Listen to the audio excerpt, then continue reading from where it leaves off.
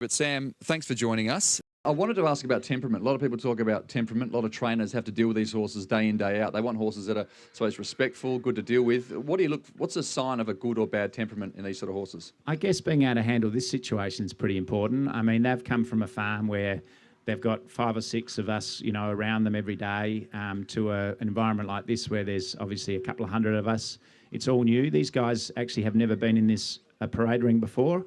I shouldn't speak too soon, but they've been quite well behaved at the moment. So temperament for a trainer is obviously important. So when trainers are coming around looking at these yearlings, they ultimately are imagining what they might be like in their stable.